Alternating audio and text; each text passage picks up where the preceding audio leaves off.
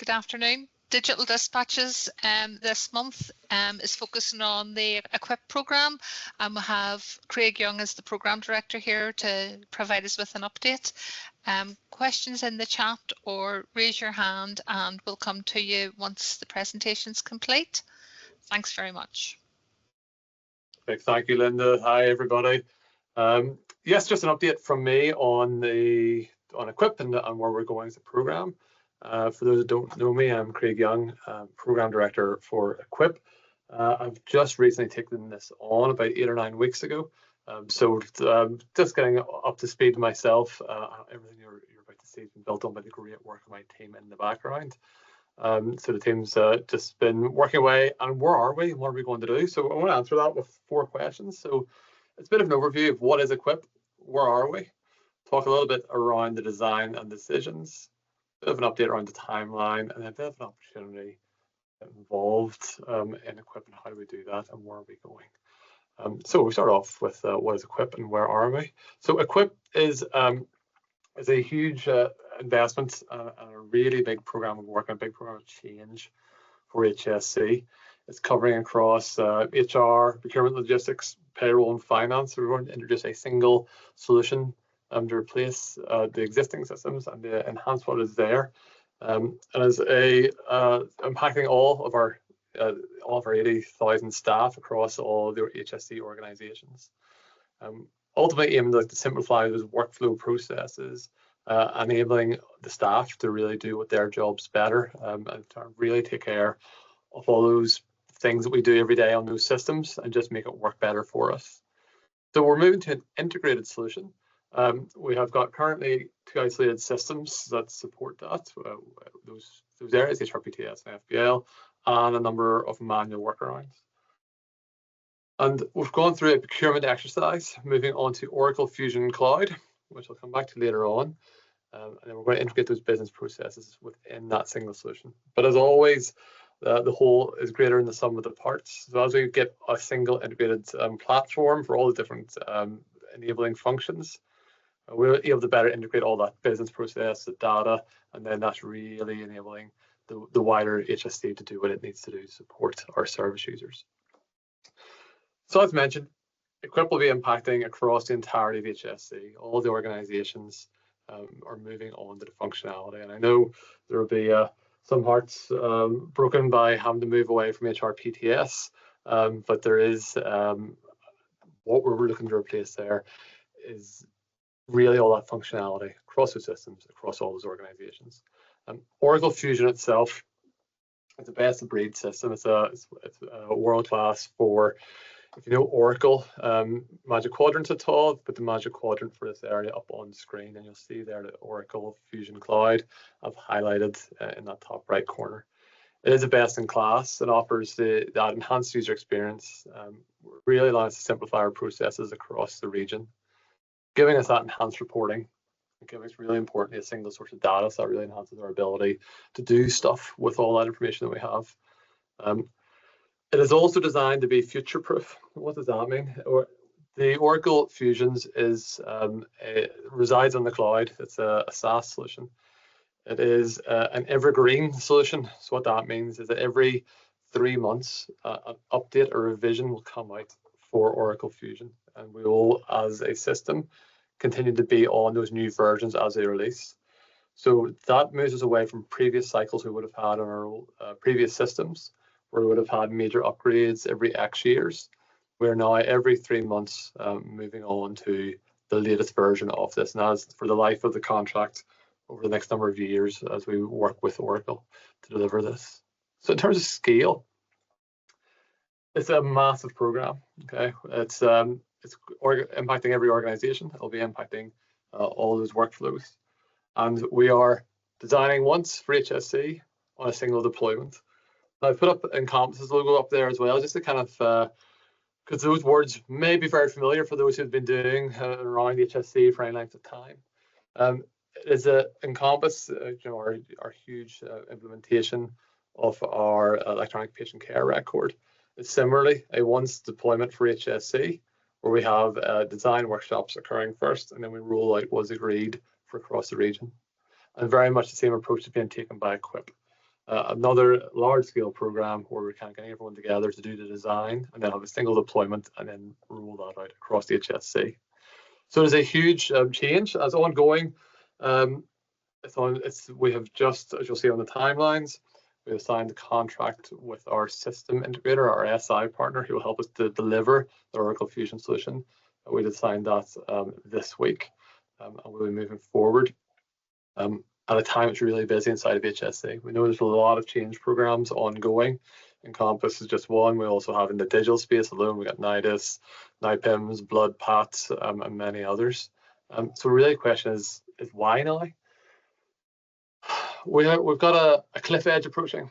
HRPTS and FPL must be replaced by October, end of October, start of November 26. To hit that deadline, there will be a significant time pressure on this program to enable that to occur. So we need to be working hard as a region to get those systems in. But probably more importantly than that, there are a lot of improvements and benefits for using this implementation. So that means we'll be able to kind of drive those benefits and get the staff onto these systems in a much quicker area, much quicker time frame. So that's what we're doing. How are we going to make that a success? There's lots of things layered in here. We have a regional HSC team. We've been doing a lot of pre-work across the region. I know some people in this call have been involved on that pre-work. We have got a number of solutions and parts of design finalized and some agreements, and I'll come on to what those look like in a while. So it's being led across the region as a regional project. The equipped team is here only to facilitate this change and bring all the region with us with how we design that. We have lessons learned across a lot of areas, BSTP, which went before us, what's ongoing inside of Compass, what's ongoing inside of other major change programs, what's gone ahead for Oracle Fusion implementations in other areas of the public sector. We have a client-side partner who've been working with us in the background over the last couple of years, preparing HSC for where we're going to speed up this next section. We have the Oracle Fusion itself and the expertise they bring alongside their Oracle Success Assurance program. That early design activity I've been alluding to works alongside then gateway reviews that have been occurring to kind of keep us have some assurance about where we are going. And then, as a tried and tested method of rolling out these large areas, we've got a system integrator and delivery partner will then be working alongside us, who have done this a number of times before. They'll be working alongside us to make sure that Oracle Fusion is set up correctly for us, and then help us on the rollout to get that in across the HSC and embed those processes. All of that then being supplemented by expertise as when we need it. We're doing a number of different threads, pulling that all together inside of our regional governance to enable this change to occur. So if that's what it is, sort of where are we going with the designs and decisions? I suppose the driving philosophy to look at is this notion of adopt, not adapt. Part of the rationale for buying the best of breed system was making sure that it comes out of the box with a lot of global best practice. And part of that is if we've got the global best practice, then we start to adopt those processes and roll those out inside of HSC rather than adapting the system for our needs. Now, there will be cases where we will need to adapt, but they're being seen as a minority. And again, this should be familiar to a lot of people on the call, for the same philosophy has been driven on the Encompass program as well. This allows us, as well, as I mentioned earlier, it's an evergreen system. So every 3 months, we'll be upgrading this system. And the more that we've adapted this solution, the more testing and the harder it is to do those upgrades. The more we adopt, then the easier and more straightforward it is to keep making sure that we're aligned with global best practices that exist. And this is not the first time this has happened. There's been a lot of successful implementations and a lot of lessons learned throughout this being rolled out in other areas, and we can see the benefits of what has happened so far. And we also have the pre-work, the significant amount of pre-work done so far. We've got process areas we've been reviewing and looking through how those all work. We have key decisions and design papers that have gone through our regional governance. And we've had hundreds of staff across the HSC involved with making these decisions, so that whenever we start this process in the next couple of weeks, we're in a stronger and better position to be able to get to that end solution quicker. I've mentioned a couple of weeks. So what are the timelines? 2024 so far has been a busy year, so we kind of zoom in on that a little bit. You'll see we've had the initial approval in January 24 of our business case. We awarded contracts to Oracle in February 24. We started doing our system integrator work alongside further assurances throughout that May, June, July period. At the end of August there, we got the FBC approval, and just this week we got the contract signatures in place, ready to start that implementation design phase. Now, these program timelines that you're only seeing from January 24 onwards. This program's been running for over 2 years, 2.5 years in the background, doing a lot of work. I know a lot of people were involved on that, so it's been a lot of activity ongoing to get us to this stage, make sure we've got a robust robust way of doing this, and robust designs for moving forward on a really strong foundation. But particularly zoom in on this box in the red. Okay, so 2024 to 26 is that design, testing, training, and implementation before we include autumn 26. Let's zoom in on that. Oh, apologies. Let's zoom in on that. We have the discovery work, the contract period starting on the 16th of September. That'll move us into, these are all draft timelines. I should emphasize, sorry before I go into any detail. This is the draft design timelines that we're working towards. And you'll see there in those post-it notes, the detailed timelines we will, following the discovery phase, we'll let everybody know what those are, about estimates for where we're moving to at the moment. So we've got a period of about 1 month of discovery. They'll be starting on the 16th of September.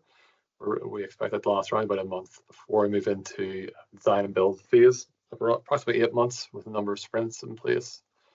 Then we enter in a period of testing and training before we go live and into hypercare and sort of hand holding, make sure it is still working. We're estimating those go lives are going to be April and July 26, but as we to go through that discovery and those early sprints, we'll concrete in those dates and we'll let those be known. It is a massive undertaking. We have around about 134 team members to be in post by the end of September. We'll also have support from Oracle for the Cloud Fusion that we've purchased, for our client-side advisors who've been working with us to date, in Deloitte, who've getting all that background information and pre-agreements in place. And then our system integrator partners, EY and TCS, will be working with us going forward over the next number of years.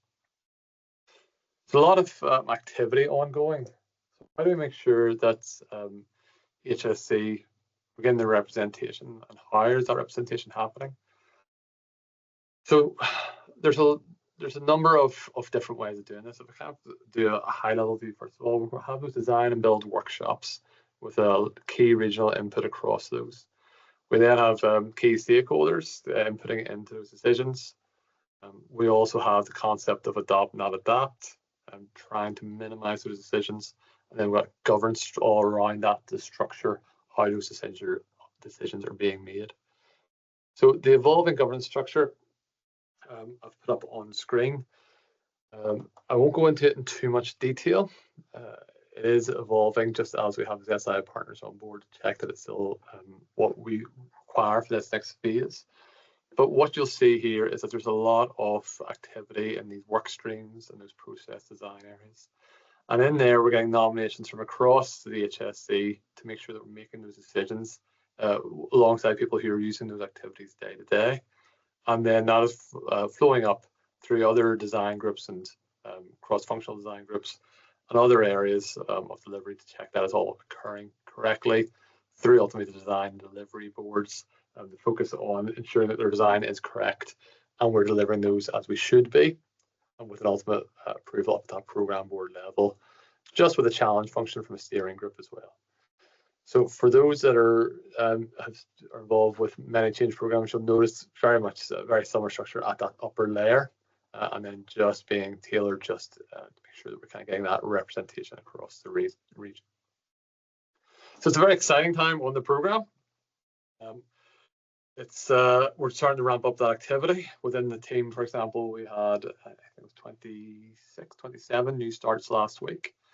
Similar number coming in the coming weeks. We're sort of ramping up the team inside of Equip rapidly. But there's still plenty of opportunities to get involved. We have the design and implementation workshops occurring. There'll be information coming out of those whenever we have those details finalized with our system integrators. There also are opportunities inside of the program. All those opportunities are being advertised on jobs.hsc. We've got, if you haven't joined the team, by all means, design the future. You know, we've got world-class softwares you can learn and develop a really good skill set inside the program. It's a very exciting team, a very exciting time to be joining the team. So I would encourage you, if you are looking for opportunities, you find the details. We advertise on there quite regularly. There are secondment opportunities. There are other role opportunities as well. And it's just a chance to shape that. So it's definitely something to consider. And we also have SharePoint sites as a key point of information. If any of the team members could actually share that SharePoint link out into the chat, I would appreciate that. It's not sometimes our SharePoint addresses aren't easiest necessarily to remember or share, but we've got there the information and latest news. So we haven't been keeping that up to, as a bookmark. I'd recommend bookmarking that and checking back that on a very regular basis. So in terms of just a whistle-stop tour for introducing Equip, which is a brief that I was given for this digital dispatches today. Hopefully that's given you a bit of an overview about what we're doing and where we're going.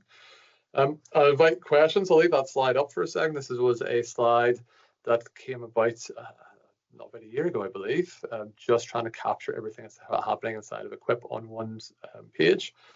Some people find it helpful to kind of look through that and generate some questions. But other than that, Linda, I think it's yourself will be comparing the questions for me. Yeah. Okay, Craig, first question. Thanks for that whistle-top tour. Good to hear what's going on. First question in is from Michelle, and she says she works in social service training and used HRPTS for administration of courses. So they're currently using LMS. Is there an element to assist administration of courses within Equip, or is that something different? Perfect. What I will caveat that is always the danger of taking live questions as well. What I'll caveat this strongly with is I've only taken post as in the program director role about 8 weeks or so ago, so I'm still very much getting myself up to speed with some of the details. I noticed thank you, Carl and Joanne. Just realised that you've posted in the link I've asked you to in the background. Certainly the functionality of within Equip has the learning modules in place, and then we're just working through in the wider region how do we get those moved across and what does that look like. Certainly I will follow up specifically, Michelle, with you directly just on a more concrete answer than that, but it's certainly one of the modules available within the Oracle Fusion. Okay. Tracy, you have your hand up. Would you like to ask your question directly? Thank you. Hi, Craig. I work with the nurse rostering team in the Northern Trust, but my question, I suppose, will be applicable or relevant for all 5 trusts. We very heavily rely on a roster interface into the payroll part of HRPTS. It's an ETM04 interface. My question was, are interfaces that exist today still in scope for the new Equip replacement project that we keep doing that in the future? Yeah, thanks, Tracy. So the interfacing of the system is always a large task. There's an interfacing team inside of Equip looking through those areas and working out what we need to do and what interfaces we need to work through, and not only have, but what additional interfaces we need to make that a success. Part of the design principles is that there will be no backward steps inside of Equip. So usually if you start to apply that design principle through, you can see how that would then hit onto those interfaces. So where interfaces currently exist, we want to make sure that your job remains at least as easy, but more so than that, make it easier going forward. So the interface team has that full list on there. I can specifically check for the one that you just mentioned, make sure it's been captured. I've no doubt that they've a very good accurate bunch in there. But yes, so all those pre-existing interfaces will continue to go at the very minimum. Brilliant, thank you.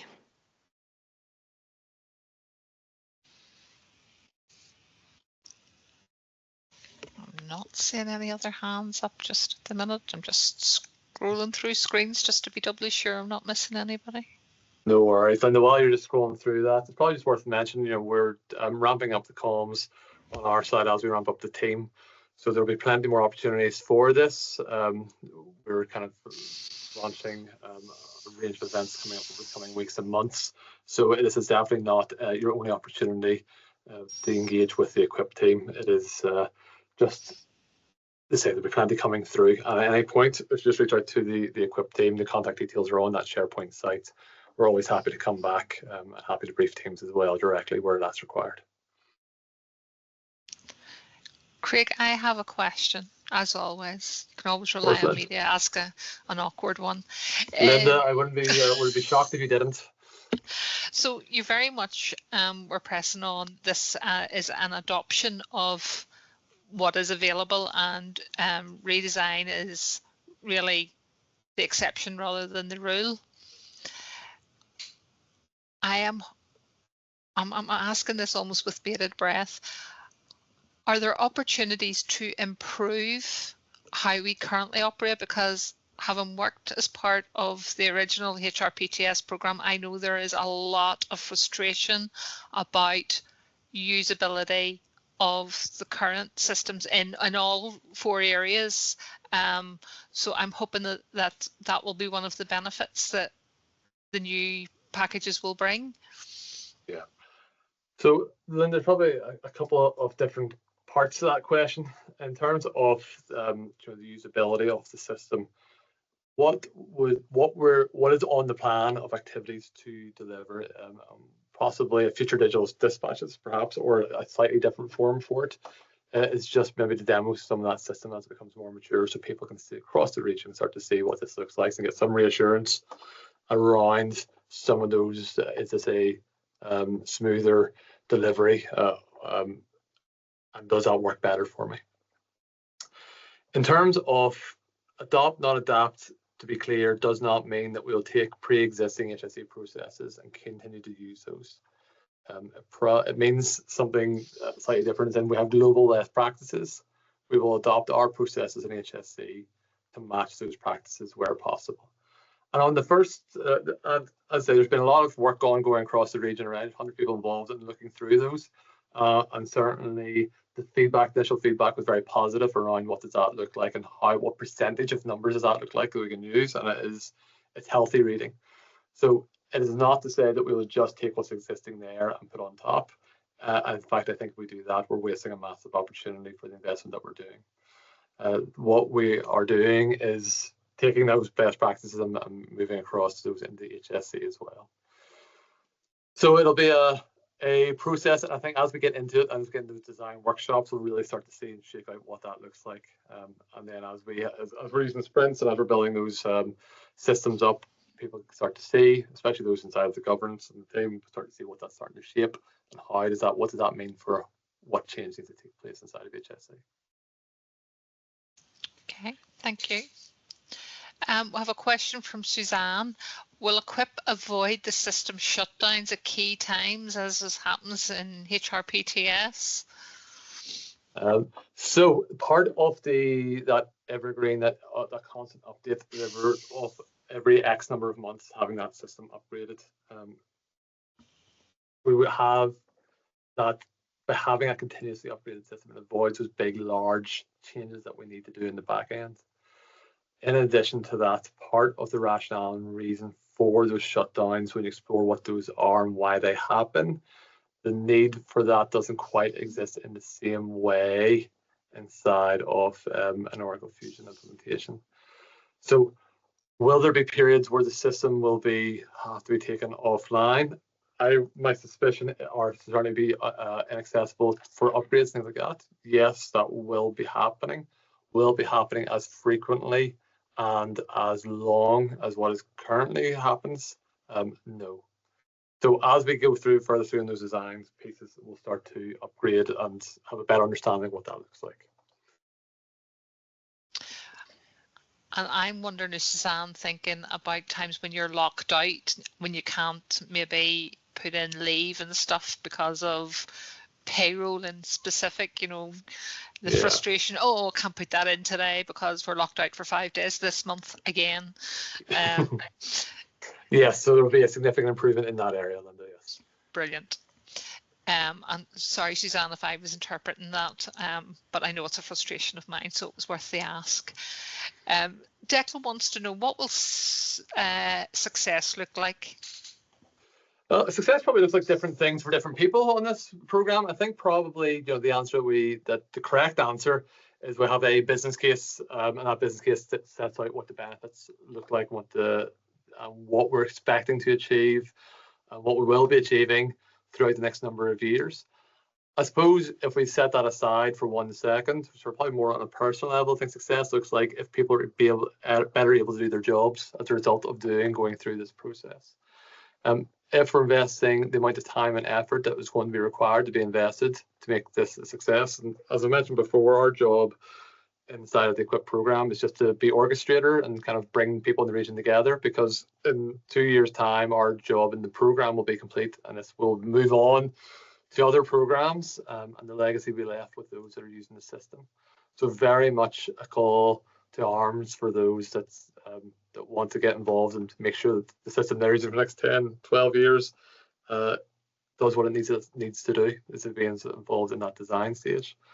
But success for me is that whenever we get to that end stage, that the system goes into what people want it to be, deliver those benefits in the business case, and ultimately are able to do their job in a more efficient way, and we'll start to realise how we do those changes across HSC and improve what we're doing, and then ultimately for the benefit of our service users, if we're able to kind of take some of that grit out of a lot of our processes we use, and for all those operational activities that occur inside of HR and finance, if they're able to occur on a more simplified basis in the region, then I think everybody will be happy with that outcome. Will there be an app? Will I be able to access the equivalent of my HRPTS on an app on my phone? The Oracle Fusion implementation has that built in natively to that functionality. The question is one of how do we just within our technical infrastructure in HSC ensure that's rolled out successfully. So that is on the roadmap to be looking at, but certainly the ability to do that is there, and the need to do that is there as well. Okay. Any further questions? Okay.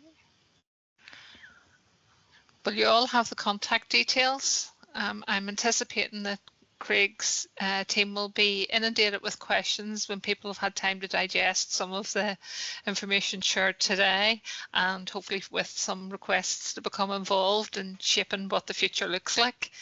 Thank you again, Craig, as ever, always very informative. We had over 130 people join us on a sunny Friday afternoon, so I think that shows the reach of this programme of work. And for those of you who have colleagues that weren't able to join today, this will be available on our website, and people can view the recording and the slides in a few days' time. And we will be back here on the first Friday of October with another presentation, and it won't be Craig next month, but we'll hope to see some of you joining us again on the first Friday of October. It's probably worth explaining that joke, as I was also here last month for Evolve, rather than just being a personal jibe at me. I've just done 2 months in a row, but yes. We'll give you the first Friday. The first Friday of Linda. October, you're free. Thank you, Linda. Thank you. Thanks, everybody.